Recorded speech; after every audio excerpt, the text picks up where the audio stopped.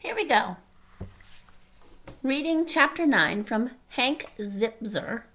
I got a D in salami. I wonder what that title really means. How can you get a D in salami? Chapter 9. Frankie and Ashley were waiting for me at the bottom of the stairs. They looked worried. Zip, are you okay? Frankie asked. You're not looking so good, buddy. I'm not feeling so good either, I said. Maybe you have a temperature, Ashley said, putting her hand on my forehead, the way my mom does when she thinks I have a fever. Don't touch me in public, Ash, I said.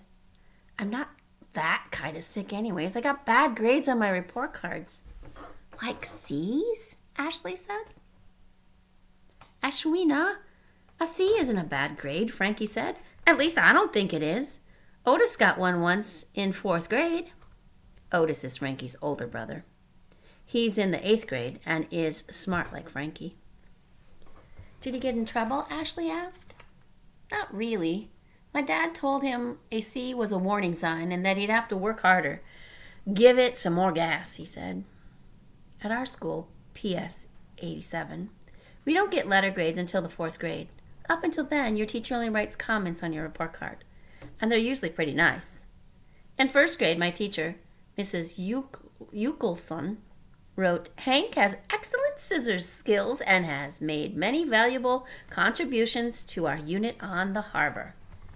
My parents took me out to dinner to celebrate that report card. In 3rd grade, my teacher, Mrs. Chang, wrote, Hank is a natural leader and is well liked by his peers. He needs additional practice in his reading and his math skills. We didn't go out to eat that day. We didn't celebrate. It wasn't terrible, but we didn't celebrate.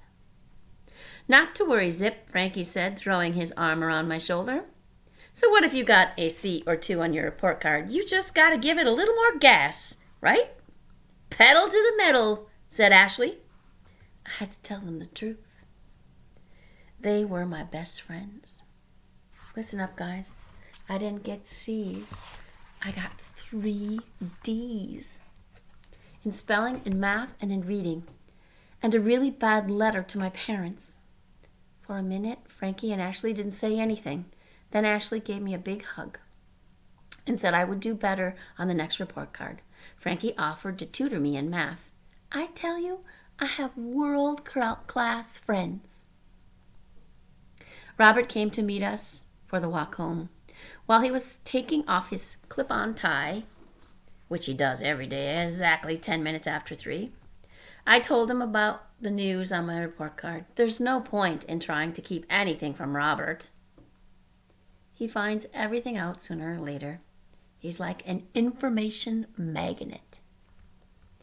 I imagine 3 Ds is well below the national average for 4th graders, Robert said. Not now, Robert, Ashley said firmly. He looked at me like my favorite goldfish had died. Then he did a really weird thing.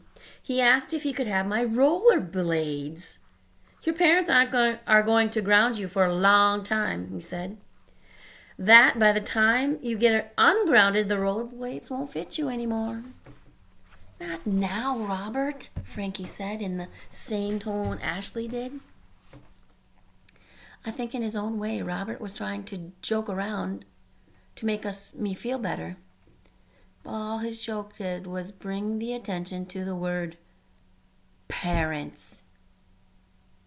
My parents weren't going to be happy. It's not that they're mega strict or anything. It's just that they have expectations. And their main expectation is that my sister and I do well in school. Emily more than meets their expectations. No problemo. It's me who's the dud. I decided the best thing to do was to talk to Papa Pete, my grandfather, who picks me up from school 3 days a week. Of everyone I know, he'd be the best person to help me figure out a way to break the news to my parents. Papa Pete always seems to understand when other people don't. I told him that once when we were sitting on my balcony and sharing a pickle, which is my favorite thing to do. He put his big hairy arm around me and said, "Hank, my boy, that's what grandpas are for."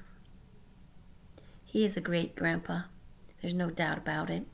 But I think it's more than that, too. Papa Pete says that everyone has a special gift. I think I know what his is. He's one of those people who can make you feel good no matter what.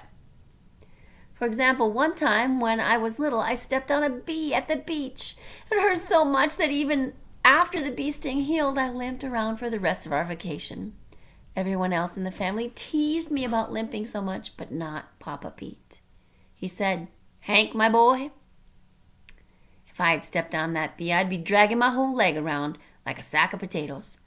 Papa Pete never makes you feel bad for what you're feeling, even if what you're feeling is silly. We walked outside and sat on the steps waiting for Papa Pete to show up. He was a little late, which wasn't like him. I didn't mind waiting, though. The cold air felt good. I looked at the Amsterdam Avenue.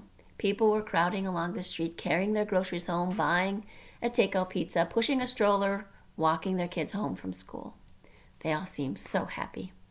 I wondered if any of them ever had gotten 3 Ds on their report card. That sure can suck the happiness right out of you.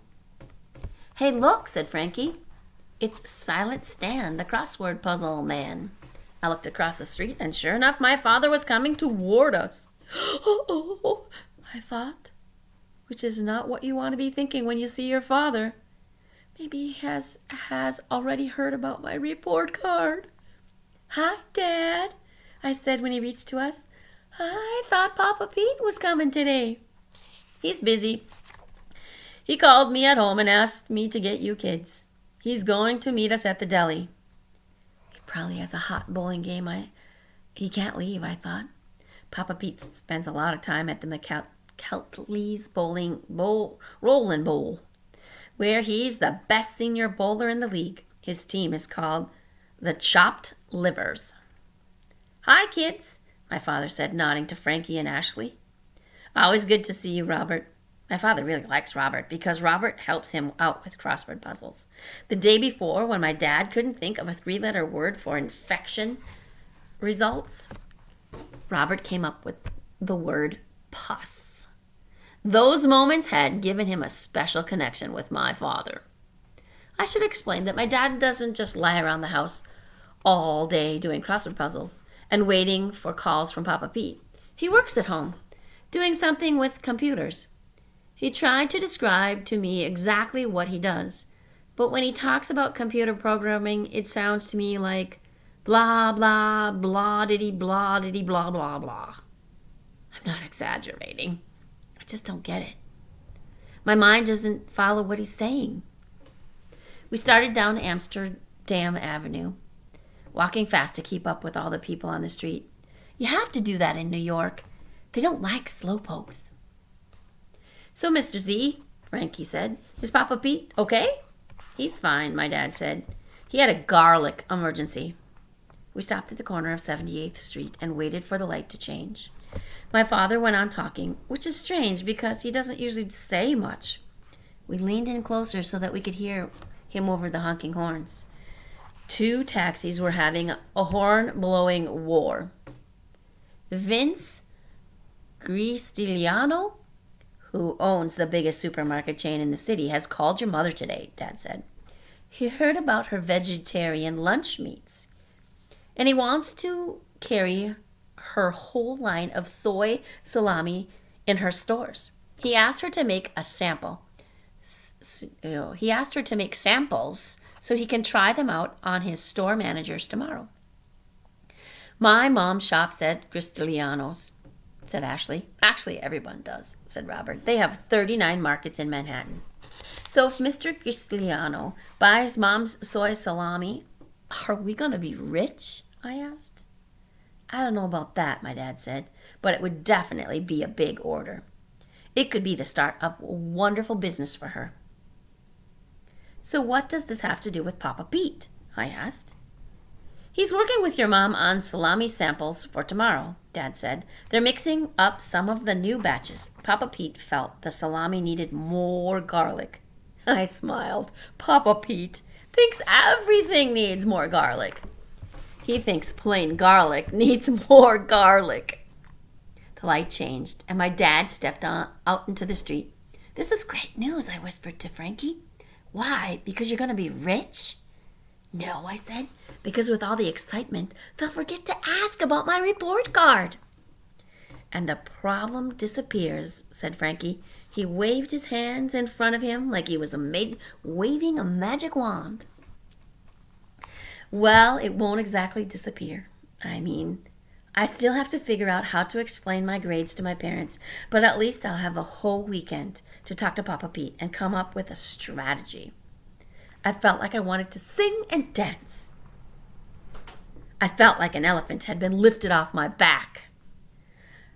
Zenga-wing, Frankie said. It's magic, Zip. He stuck his hand in the air and we high-fived. I started to skip. My luck had turned. And I had a soy salami to thank for it.